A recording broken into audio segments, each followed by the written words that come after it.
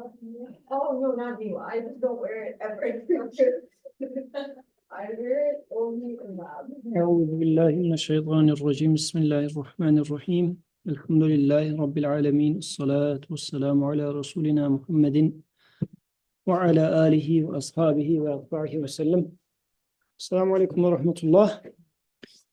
So we continue with Surah An-Najm, and it looks like we will continue with it unless we get a little faster.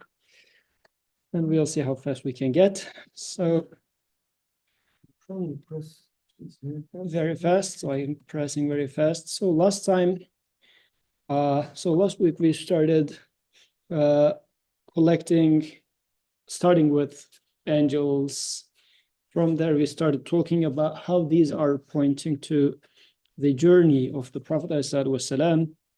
We came all the way to Qab Qawsayn aw Adna. This is where we were left.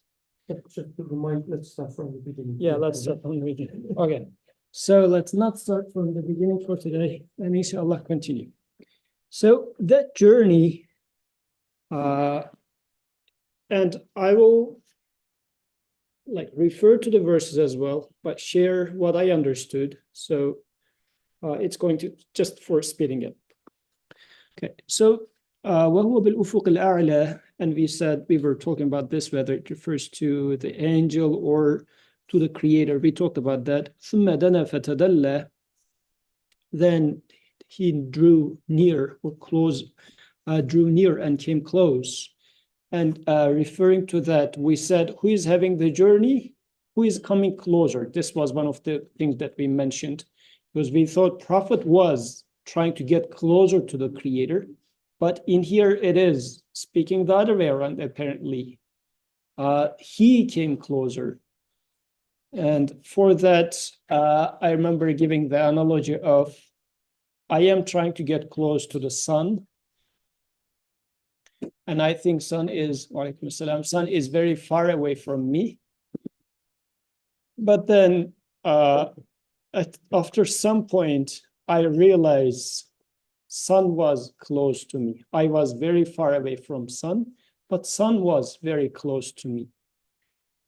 فَكَانَ قَابَ قَوْسَيْنِ أَوْ أَدْنَى. So this ascension is taking place so much so that up until that, the distance between them is becoming 2 bows distance, Qaba Qawsayn.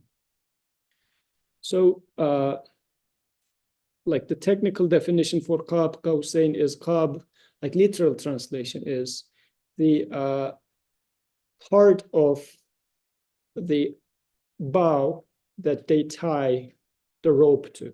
So from there, and Qab Qawsayn is in between those 2 ties location, so that much of a distance, pretty much like one arm's reach, sort of.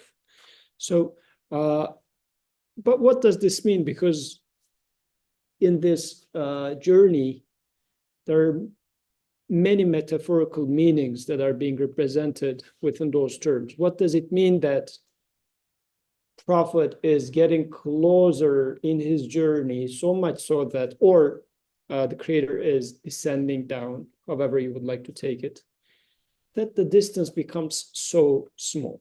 What does this signify? Does it mean that he was about to touch the Creator? Or if we are going to take it literally, it sounds very awkward. Then what does it mean? So one meaning that's, now that I'm going to put it into context. So where does this journey taking place, first of all? If you think about it, in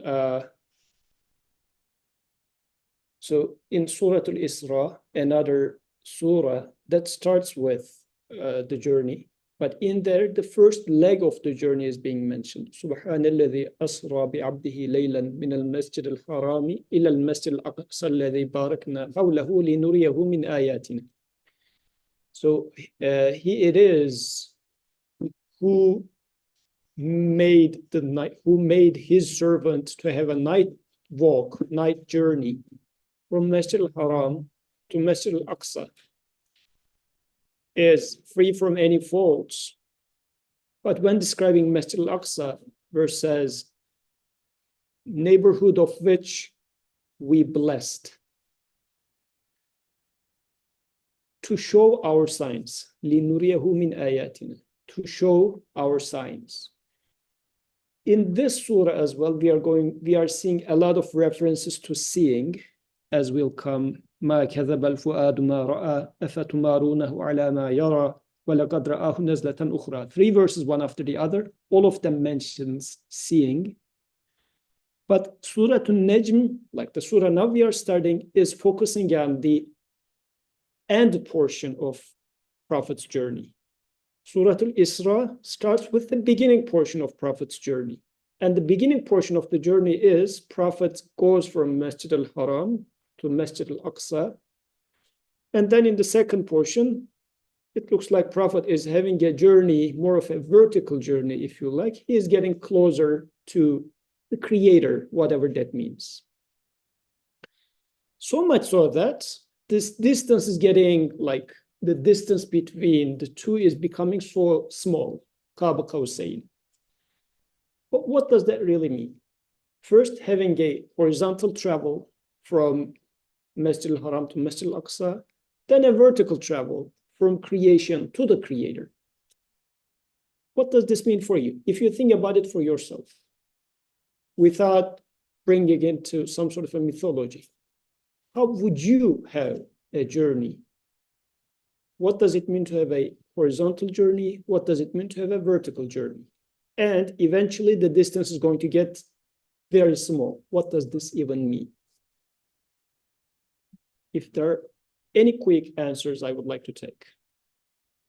If nothing is burning, I'll keep moving.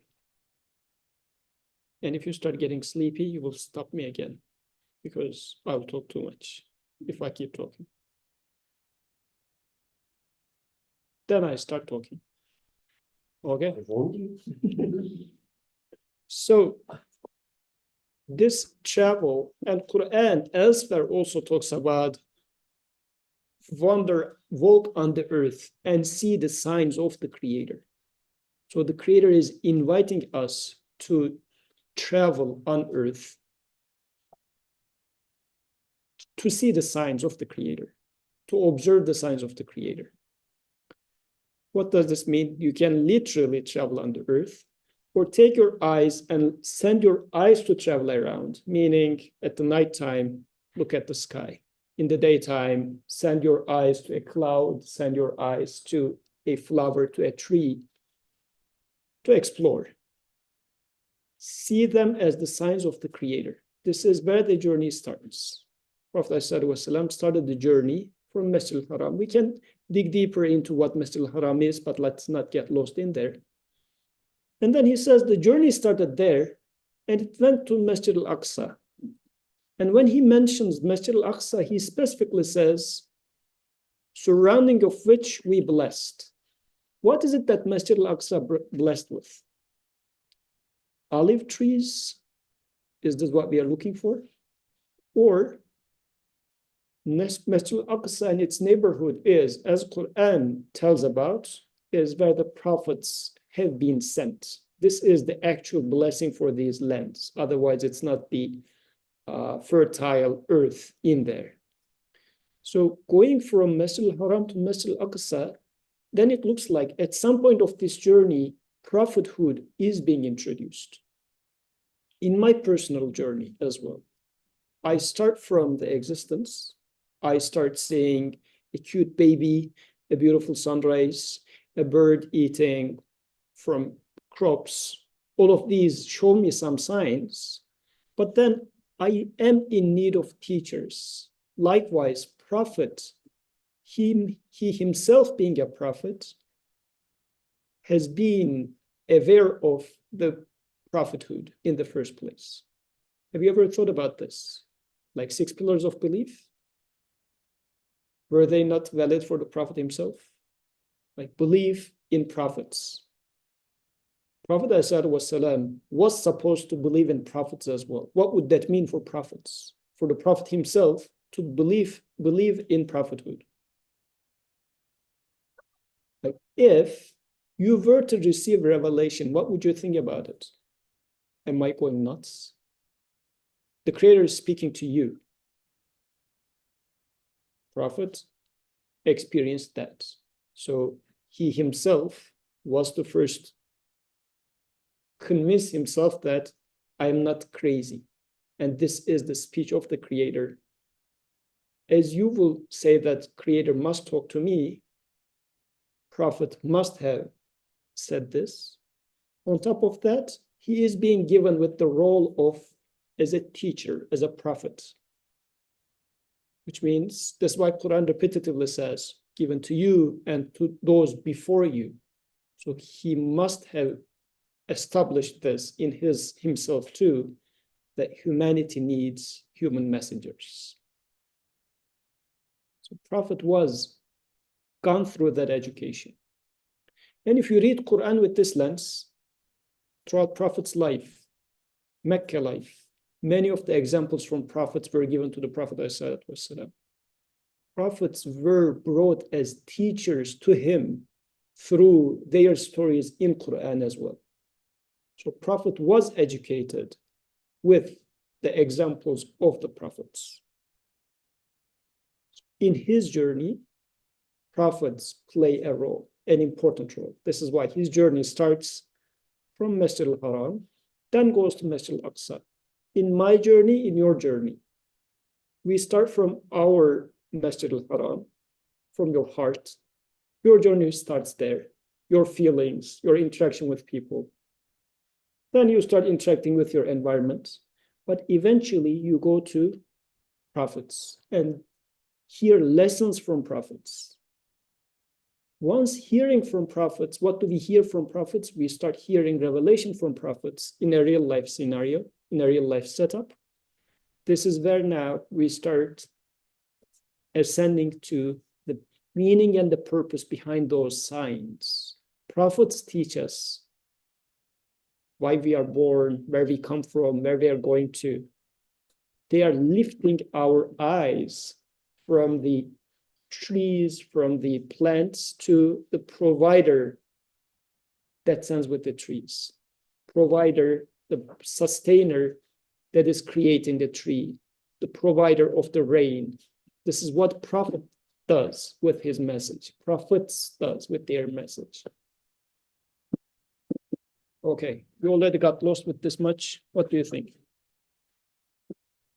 Was it too many jumps? We were able to follow so far. No? Mariam, you're good? Okay. If, since Mariam That's is the only one. yeah, that's the only one that matters. That's why I was telling like Prophet Muhammad was not the first Muslim. The Hazrat Khadija was the first Muslim because she was the first believer. Like she was believing In the Prophet. before he believed and stuff. That's interesting. Like Okay. Yes, that was just so that it gets to the record. So when the first revelation came, the Prophet was like in the shock of what is happening. But when he narrated it to Khadija radiallahu anha, she was the first person to say that you are, what you say is true, you're not a bad person. So she was the first believer of the message before the messenger himself, because messenger was in the shock of what is happening. So that's an interesting point. Good news for the ladies. It's bad news. It's like the threshold is so high now. Oh yeah, but the example is there. The bar. MashaAllah, beautiful. So that journey is happening, and then Qab Qawsain is the end of this journey. Like he gets so close. But journey is happening through the existence. How come can a created being get close to the creator? Can you close this distance? This is the question. Because they are like, if I am here, Birkan is there, I can halve that distance and eventually I will touch him because we are on the same realm. We are of the same type. What does it mean to get closer to the creator? And that's at the end of this journey, there's Qab Qawsain, this much of a distance.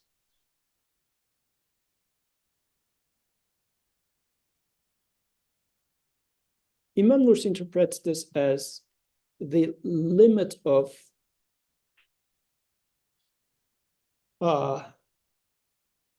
createdness, let's put it this way, to use a simple term. So our journey is what? Our journey is La ilaha illa Allah.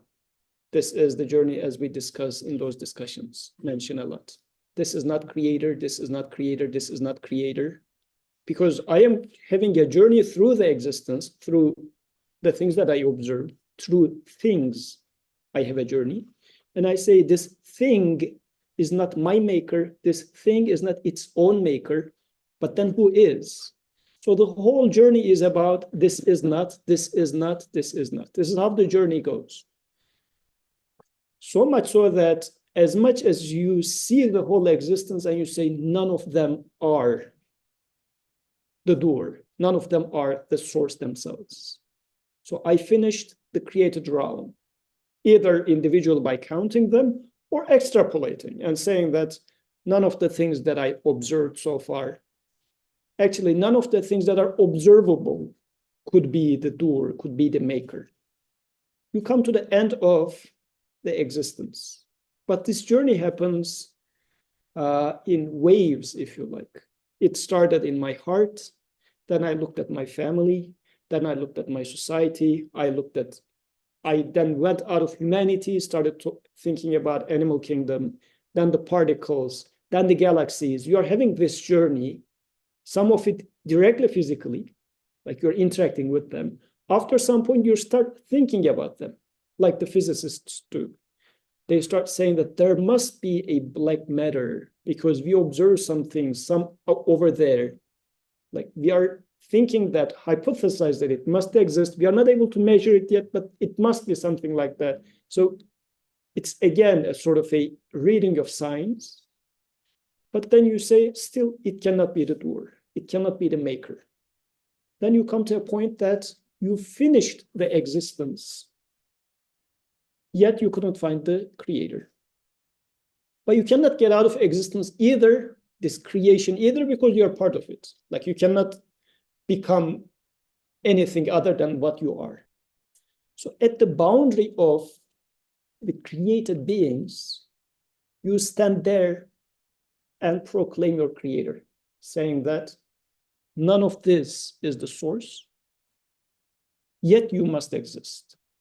So that distance is an infinite distance, actually. Qab Qawsayn is an infinite distance because created being is infinitely distant from the creator because they are totally different realms.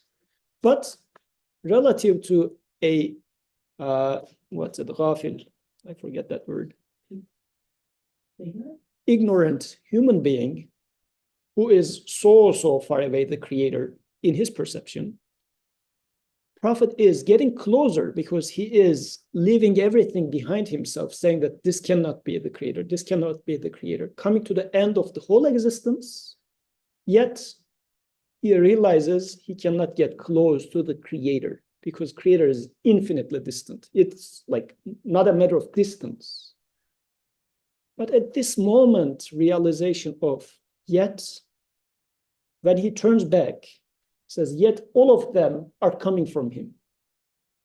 All the things that I left behind is coming from him. So he was always close to me because all of these things are his making. Let me give an example with that. Nursi uses the analogy of sun for that. You're a person and in your house, which like has a roof, you don't have direct access to sun. You're under your roof. And you say, well, let me go and see the sun. I'm trying to get closer to the sun. You leave your house, start climbing a mountain because you're trying to get closer to the sun.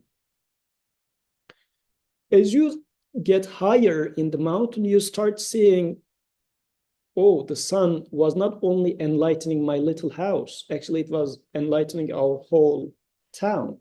You climb a little more, oh, you start seeing the sea over there and the reflection of sun over the sea, saying that, oh, sun is also enlightening there. You start seeing different colors, yellow, green, orange, all different shades. And you said that all these colors were coming from sun. Like the yellow flower was not yellow. Actually, it was reflecting the yellow color of the sun. All of them were coming from the sun. You start realizing this. You come top of the mountain, the closest you can get in this analogy to the sun, and you realize that still you are infinitely distant to the sun.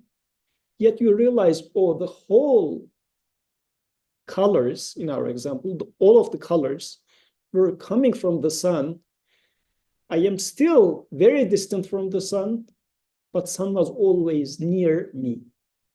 That realization now starts sinking in. Sun was closer to me than even myself, because sun was even getting into inside my eyeballs. Although I was too distant from him, from the sun, with its light, sun was so close to me. Then he comes back to his house. The same person comes down from that ascension, and this time he opens up windows from his roof to be constantly in the presence of the sun. Because he realizes that in order to talk to the sun, I don't need to go and climb the top of the mountain anymore. Like after this journey, if he comes back from mountaintop and inside his house, he looks at the sun. Now he knows everything about the sun, or not necessarily knows everything about the sun, but he knows the great manifestation and signs of the sun in his town, in the whole city, in the whole country.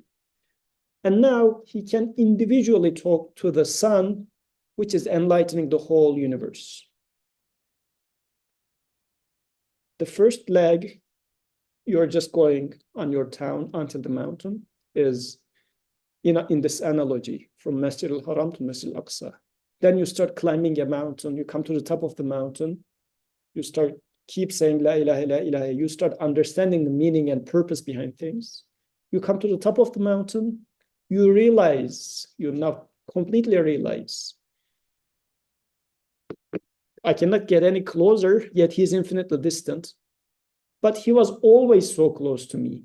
This is the ultimate point of Mi'raj, which is قاب قوسين أو أدنى. And we'll talk a little more about that too. But there comes فَأَوْحَى إِلَى عَبْدِهِ مَا أَوْحَى. There, at this realization, the revelation starts pouring, as if أَوْحَى إِلَى عَبْدِهِ مَا أَوْحَى is like he revealed to his abd what he revealed. So it is a lot of revelation is starting coming. But that realization is opening up the doors for revelation to come down. Not literally though, because prophets, as we were mentioning last week, this event, historically, that event that's mentioned here, happens at the 10th year after the prophethood came. So revelation has been coming to the messenger. But we are reading this as what it tells to me. How can I start getting revelation? How can Quran start coming down to me? Otherwise, Quran is revealed, sure. But is it revealed to me yet or no? So that journey I need to go. You and I need to start having this journey, walking through the creation, observe the signs of the Creator, sit before prophets, get lesson from the school of prophethood, get educated from there. Prophet and prophethood will teach me how to start seeing the meaning and purpose behind things. That door is still open to me. That journey, the Mi'raj, is open to me. Kadir, you had a question there? Yes. How would you determine someone in this, like, if you remember our conversation at Drexel, like you said, like there are 7 levels of understanding, but then you're saying like there is a boundary, like whenever you realize and you stand at that boundary. So my question being is like, if you have a different level of understanding, are you closer to the Creator, or like everyone just stands at the same boundary at the very end?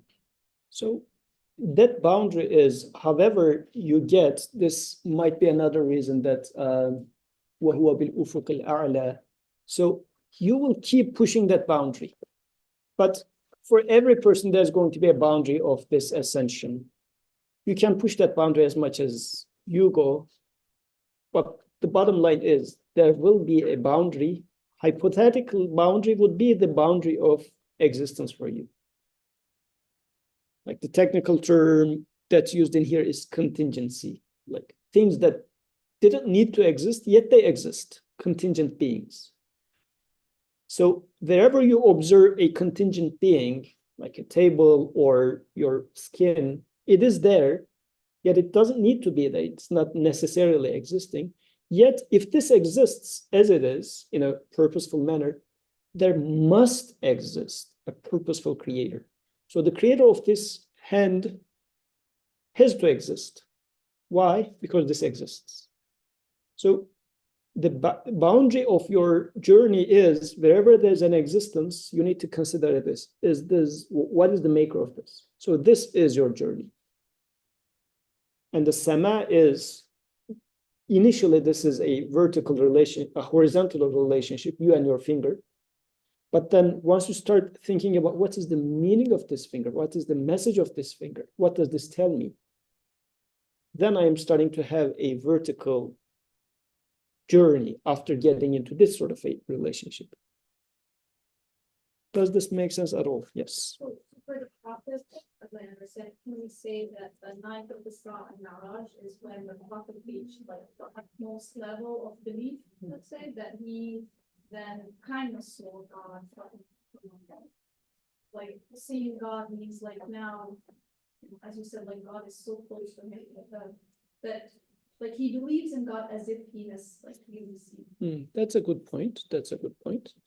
And for, again, seeing it as, did this happen in that historical night, like which is in the timeline, it's one specific night, or was it one of many journeys of the Messenger, ﷺ?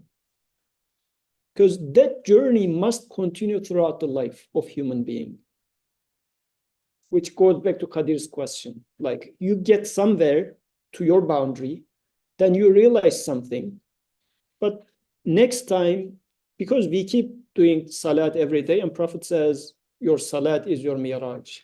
Prophet did salat too, like throughout his life. Prophet's salat was his miraj too, which he kept doing throughout his life. And was it the same prayer? Like every other prayer, was it the same prayer? Or every other prayer was just getting to know a little more and worshiping a little more? So that journey will keep happening for us as well. Like when I'm trying to read this, I am jumping back and forth with Prophet and my case. It might give the feeling of ambiguity to you. There is ambiguity, sure. But the point is, I'm not trying to understand or describe exactly the nature of Prophet's journey. Like what did he see? I'm trying to relate to whatever he experienced. How can I relate to it in my life?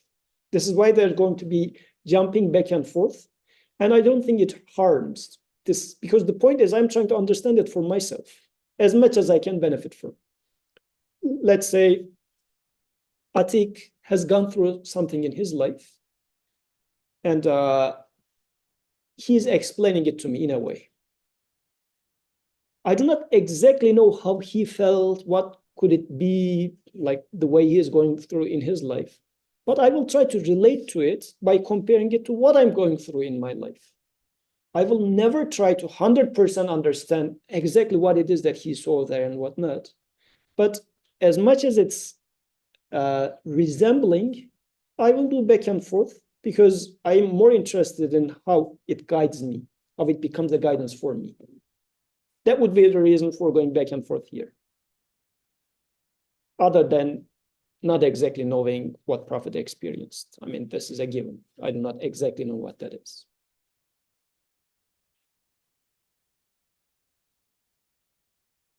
Now, let's talk about this seeing part. Following verses. Yes, go ahead, please. Previous. Yeah, the previous.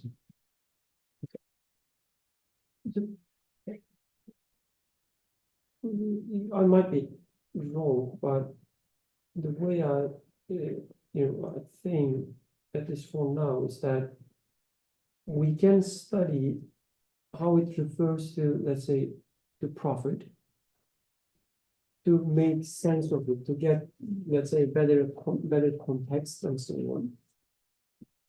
But the point will always be what this ayah or set of ayahs tell me. So if the point is to understand what happened to Prophet, I think it would be a misuse of ayahs. Because sometimes like when we talk about how it refers to Prophet, how it refers to me, and so on, we take it as, okay, let's understand how it refers to Prophet, gather some knowledge about what happened and so on. Now we leave this aside. Now we will apply it to ourselves and understand how it applies to me. I think this is let's say, a misuse of ayahs, in the sense that the point is always what it tells me, and I'm just using the interpretation of the Prophet or how it applies to the Prophet or any Sahaba, and how, let's say, Ibn Abbas radiallahu anhu, understood it, and so on and so forth, only to support my understanding of how it applies to me. In that sense, that there's no point of making a decision, let's say, or a definition of what happened to Prophet. Does this ayah mean that he got closer that much or this much? This is not the point. Yeah. And as it will start talking about seeing, then it's going to get even more interesting. Like, did he see the Creator? Did he see this? Did he see that with his eyes? Like, it then becomes like there had been a lot of disputes within the Islamic tradition about this as well. But whenever we read or hear such a conversation, we should also ask, how relevant is that sort of a question answer for me? And there might be a portion of it which is relevant to me. I should look at why and how it's relevant to me. Otherwise, starting to talk about did he see God? In what sense he saw God and whatnot? Like, if I try to make a philosophical statement about that, it's just gossiping. In this case, the subject of my gossip is God. So it's not useful anyways. So let's try to understand it as, in here, I am in need of finding answers to my problems. And this journey is finding those answers. Musa alayhi salam had a journey with his fatah, with the boy. Like, that journey is there, right? Prophet is having this journey too. Am I having the journey? We will see these journeys a lot. So where is my journey? So in here, 3 verses. ما كذب الفؤاد ما رأى. The heart did not falsify what he saw. أفتمارونه على ما يرى. So will you dispute with him over what he sees? وَلَقَدْ رَآهُ نَزْلَةً أُخْرَى. And verily he saw him yet another time. In these 3 verses, and there are going to be a few more verses. Actually, we will be studying the first 18 verses within the same context because they refer to the same journey. Then the topic starts changing. There are going to be a lot of emphasis of seeing. مَا رَأَى مَا يَرَى لَقَدْ رَآهُ. So 3 times within these 3 verses, seeing is mentioned. In one, it was the heart did not falsify what he saw. And the other one, it's in the present tense. Are you going to dispute with him what he sees? As if the seeing keeps going, actually. So he saw, but he keeps seeing. And then in the 13, it mentions that he saw once before.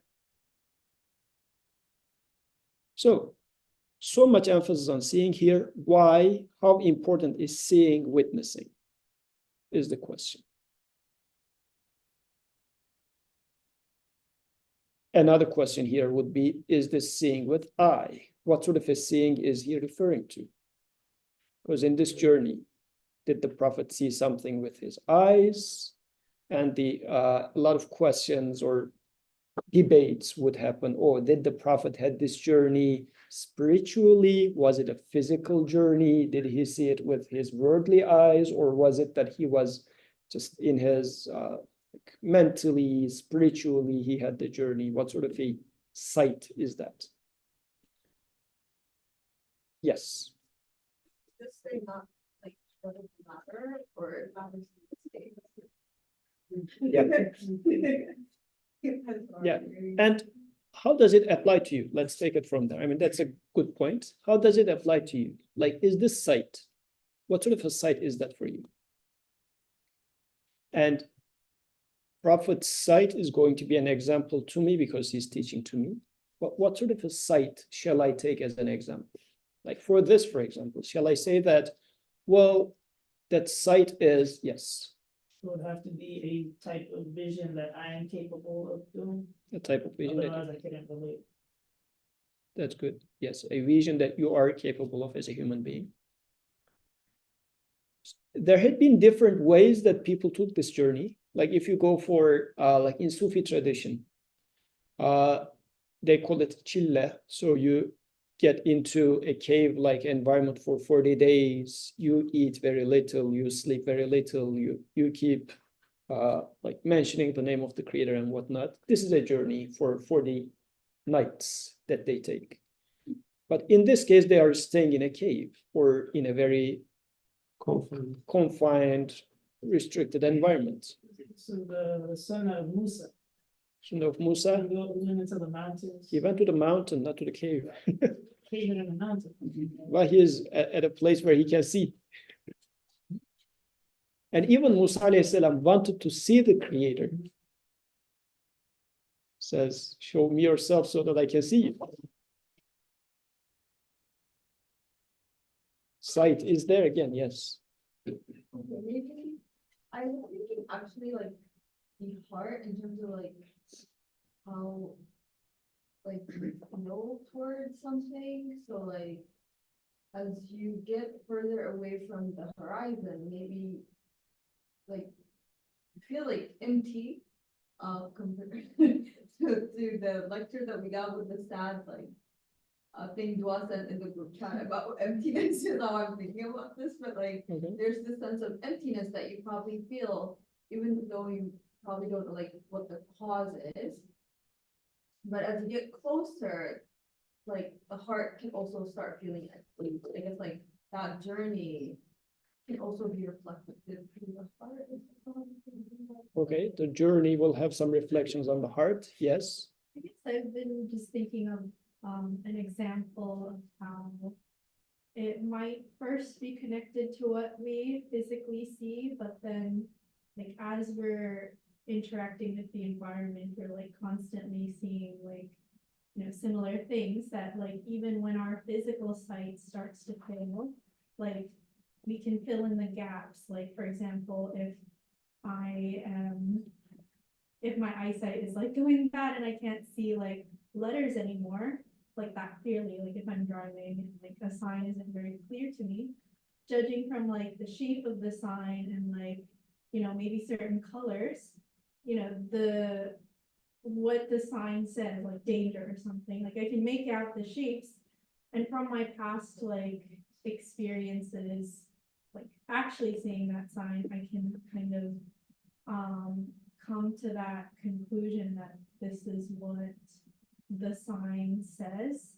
So kind of, I mean, it's not a perfect example, but like just the overall kind of message that I guess I'm trying to convey is that perhaps like the sight that we use to interact with the environment and the creation then can then be used to develop insight. Yeah. I mean, that's where it starts, right? I start with my eyes. Like without my eyes, I wouldn't see. But is it my eyes that sees?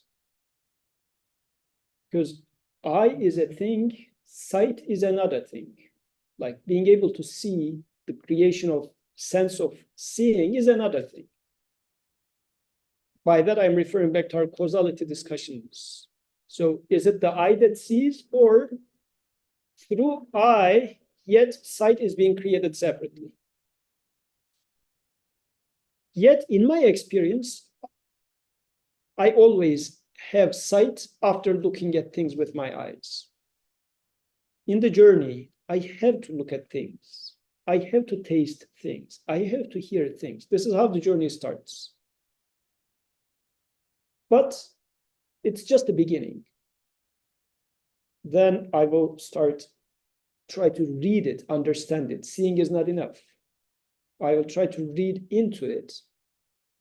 Once the sight happens, yet there's another sight, which now the verse is mentioning, مَا كَذَبُ الْفُؤَادُ مَا رَأَى. The heart didn't falsify what it saw. It here is interesting. مَا كَذَبَ الْفُؤَادُ مَا رَأَى. So the last word in here can refer to both the heart and to the eye as well. Like, who is the doer of ra'a here? The heart also saw what I saw, and it didn't falsify. This is one way to understand it. The other way is, Prophet with his eyes saw something, or you with your eyes saw something, but your heart didn't falsify it either. It can be read both ways. It's meaningful in both ways. They boil down to the same thing as well, meaning your eye sees something, your physical eye sees something. Let's say it sees a child being murdered somewhere. Initially, it's so disgusting, so frustrating, terrorizing. But then you start seeing wisdom behind it, seeing purpose behind it, seeing mercy behind it. When your heart now looks at it, it confirms what the eye brought in.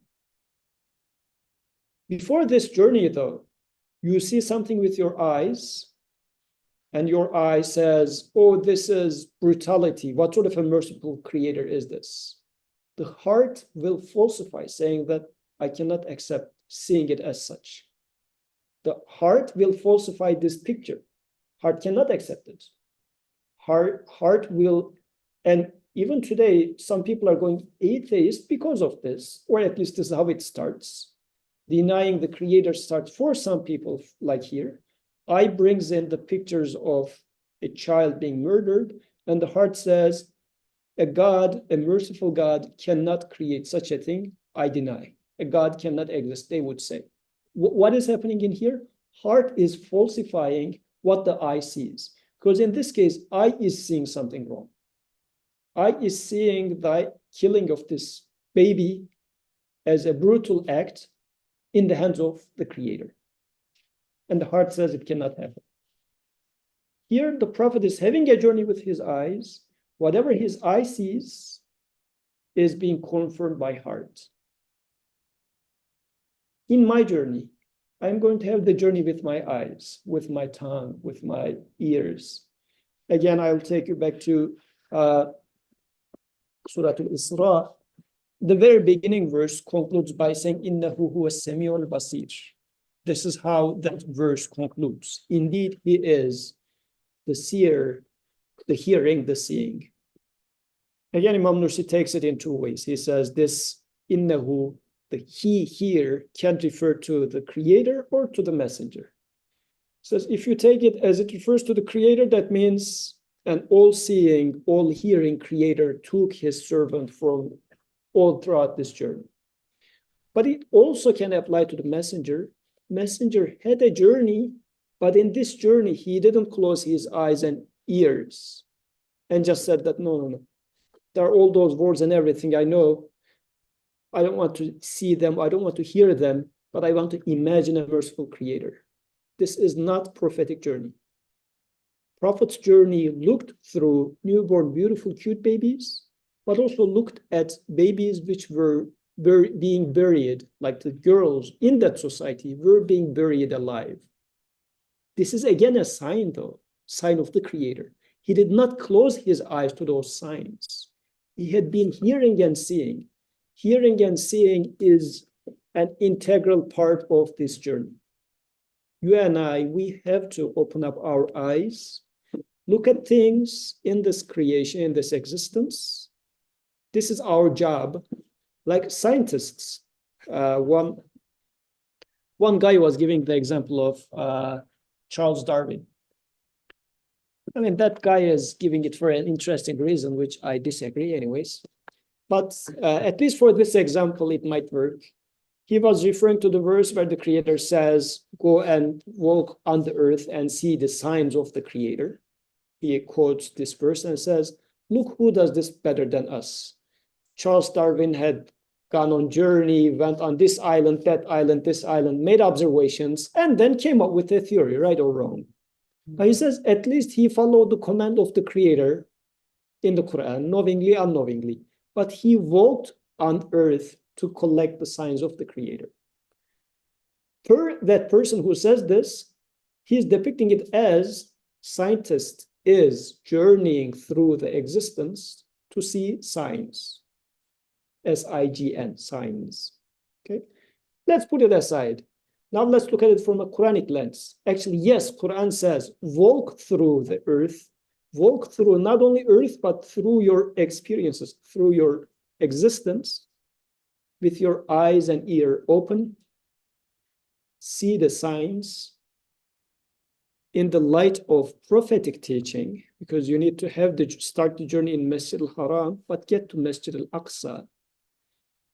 Also sit before the prophets, get their training, because in the narrations about Mi'raj, Prophet ﷺ goes and talks with those prophets.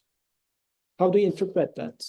Because in hadith narrations, he talks to Musa alayhi salam, he talks to Ibrahim alayhi salam, he talks to Yusuf alayhi salam, like stage by stage. He's getting lessons from those prophets, right? You and I, we take lessons from messengers. This is how we are having this journey. So sight is going to be there. With this training, then our heart will say, yes, whatever my eyes see is perfectly now confirmed by my heart. I don't have this internal conflict anymore. I do see good, I do see bad. Both of them seem good to me now. My heart is in perfect harmony with even what apparently seems to be evil. Doesn't mean that, oh, it's perfectly fine, yeah, let them kill the babies and whatnot. This is not the point. The point is, when I look at it as it refers to the Creator, as signs of the Creator, I do see a meaning and a purpose in there now too.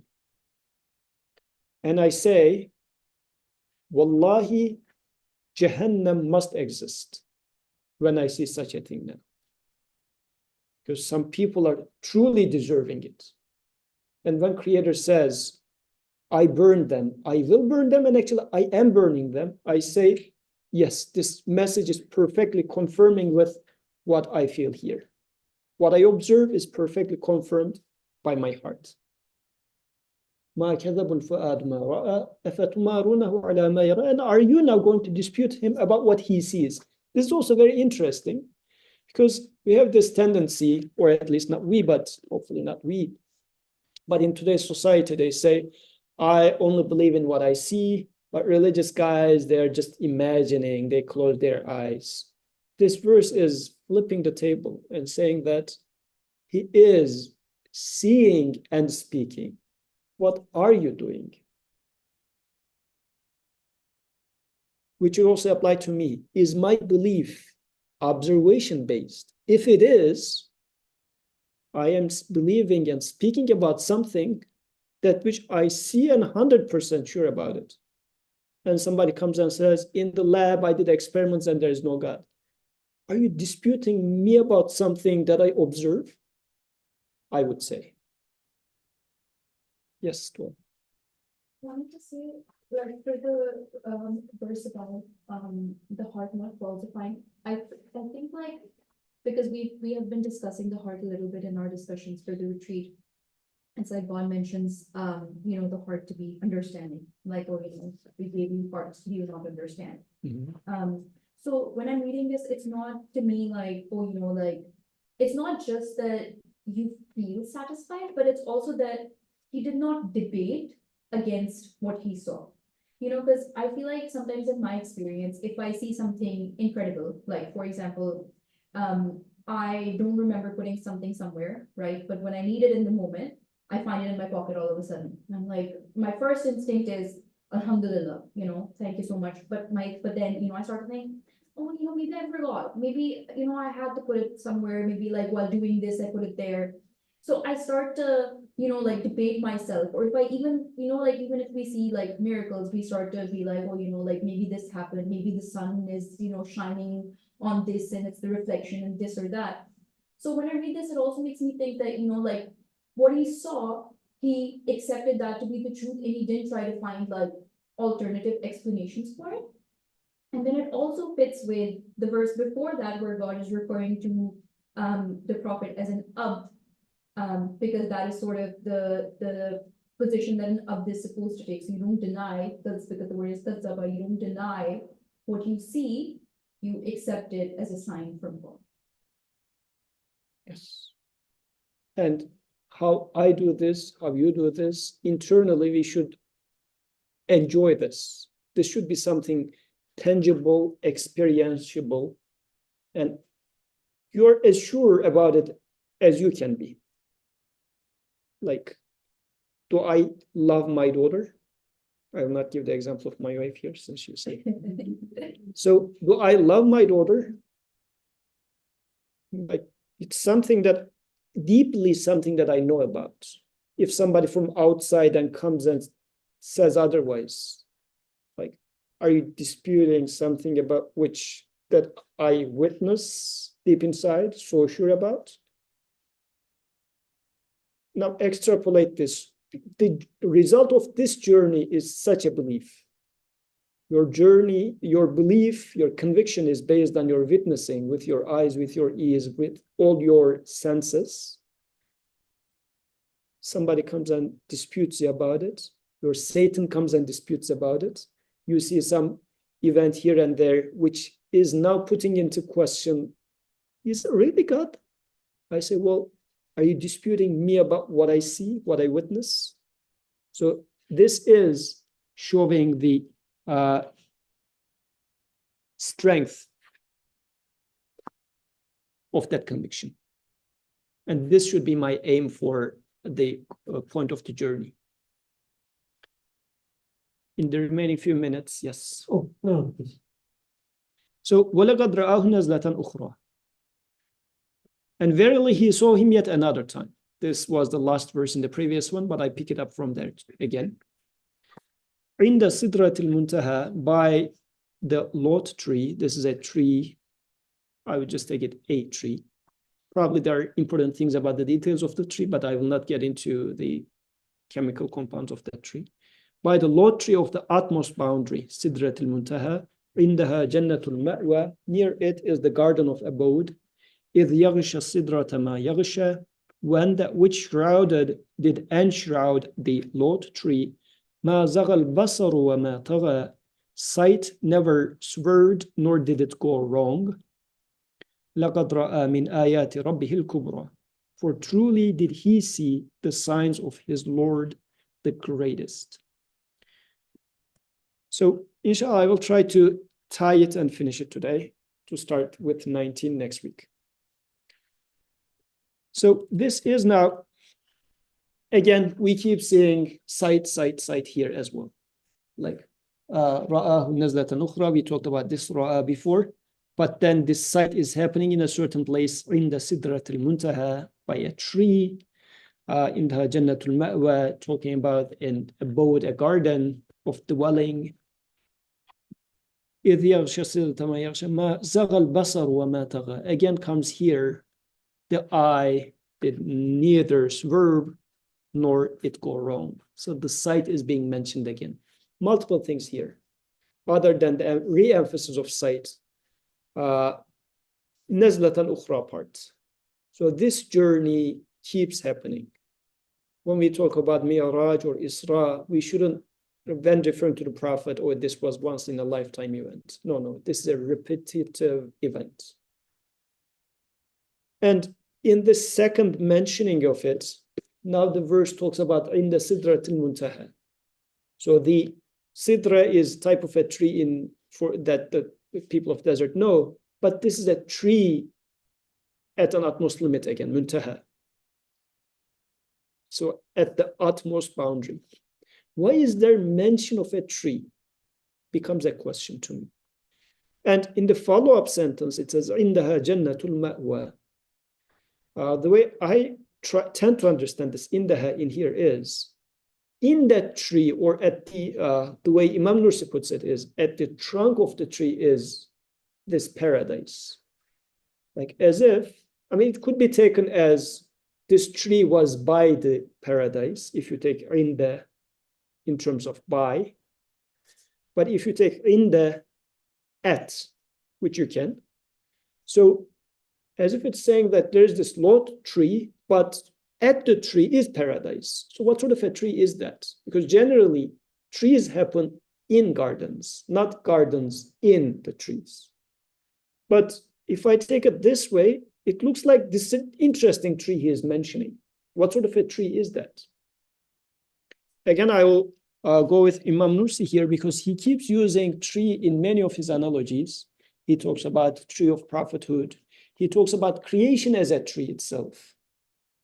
He talks about humanity as a tree, for example. In many places, he mentions trees. But what is it that he is mentioning a tree here? Do I see this creation as a tree? Because what's a tree? A tree is a single organism. Wherever you look at the tree, it's going to tell you about its overall maker.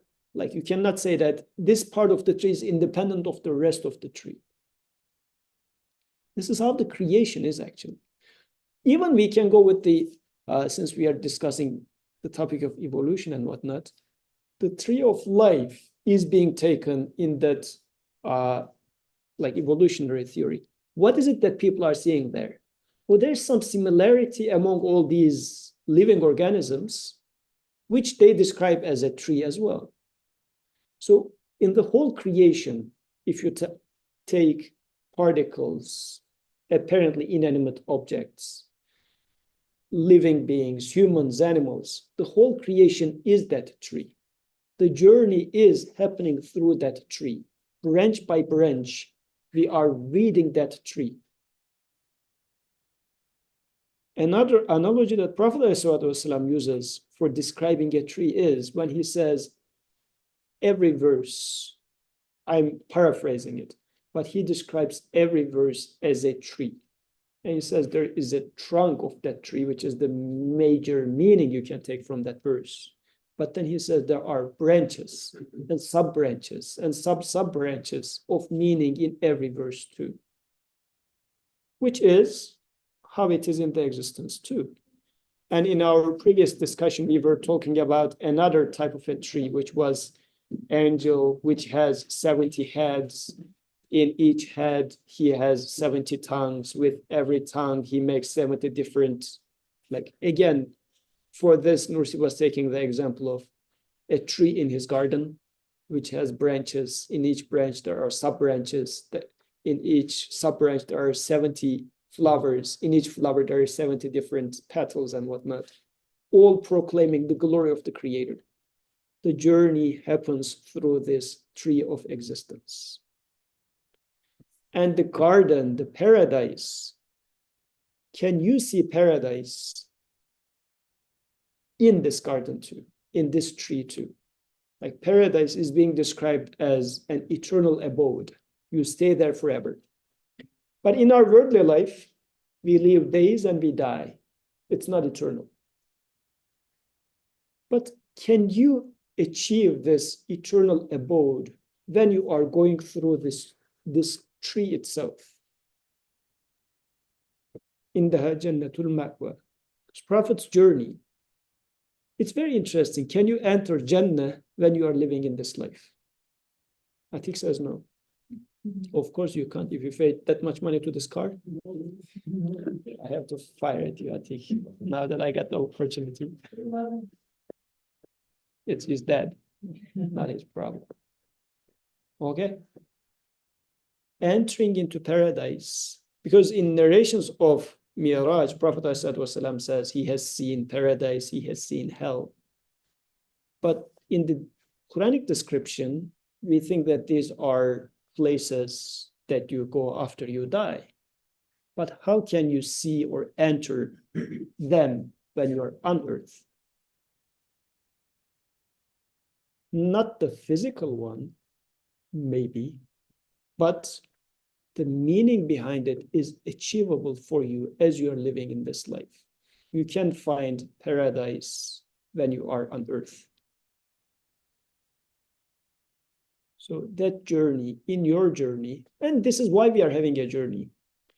Today, as I was leaving the lab, I saw a friend who is not able to go back to his country because he is too politically active and his country would take him in if he steps into his land.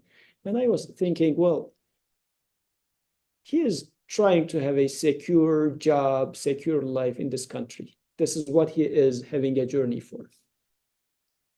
Everybody is trying to achieve some sort of a security, a happy life, a stable life in terms of job, in terms of family. This is what our journey is for. We are trying to reach paradise on earth. And by paradise, we mean this stable, secure condition. Can you achieve this security when you're on earth? Maybe not physically, but in your iman, can you reach this security?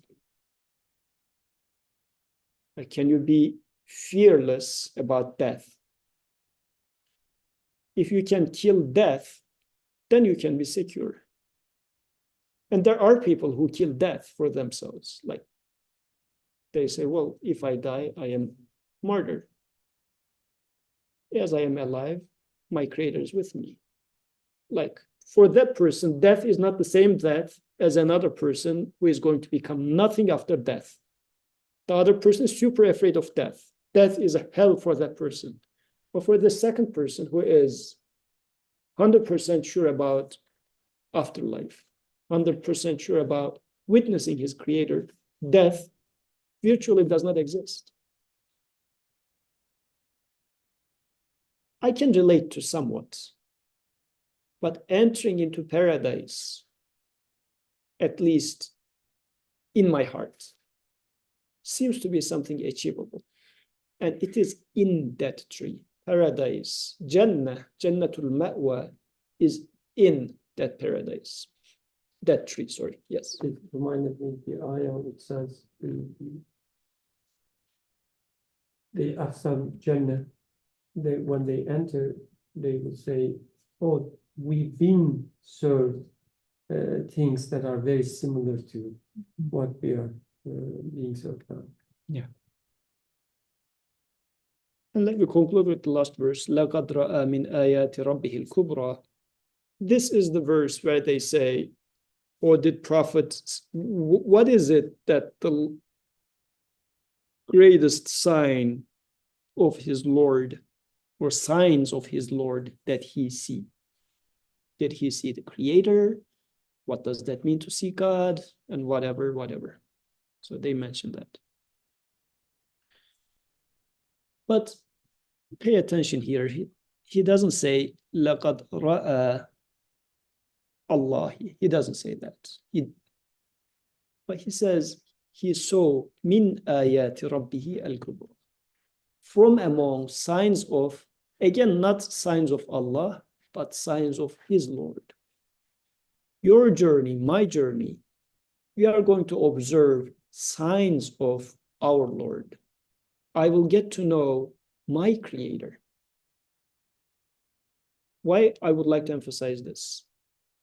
Rabbihi. This is a personal journey, and my Creator is not distant. Like the word Rabb reminds me of mercy of my mom. Like generally, dads are a little tough, but moms are this merciful creatures. So getting to know your provider, your sustainer, signs of your sustainer. I mean, your relationship with your mom is different than your sister's or your brother's relationship with your mom. You get to know your Lord. So it's a personal relationship. Why is that important? Sometimes we read Quran as if studying a theoretical matter. I am trying to depict God for somebody else as if. I am trying to define Creator. See the signs of your Lord, because you are going through a unique life. He is showing you different signs than he shows to Qadir, to Bushra, to Atik. What does he show you? Read those signs, read them as the signs of your Lord. This would be the end goal of your journey. Long story short, it's me who is trying to achieve happiness in this life. And I am being put through a unique journey. Everybody has a unique journey in this life. And I should read it for myself. Sometimes my students, I give them assignments, but they're just trying to do it for whomever is going to read their CV. This is why they try to get 100. I say, slow down and learn. You're supposed to do this assignment for yourself, not to show the number 100 to somebody in your CV so that they hire you. Your point should be to learn it, to understand it, if you think this is going to be relevant for your life.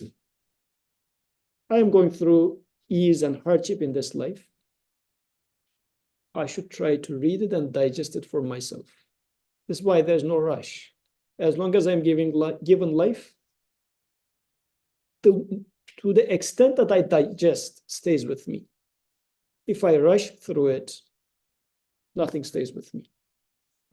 So this journey, may Allah make us benefit from that journey. May Allah make us enter the paradise as we are going through that journey, because it is at the trunk of that tree. It's not at the end of the tree. It is within that tree is Jannah. It's not the fruit. It is the tree itself. In the tree itself is Jannah. May Allah make us reach that, inshallah. With that, let's conclude. Any concluding remarks you would like to make? We are already off time, which means don't make any comment. سبحانك لا علم لنا إلا ما علمتنا إنك أنت العليم الحكيم وآخر دعواهم من الحمد لله رب العالمين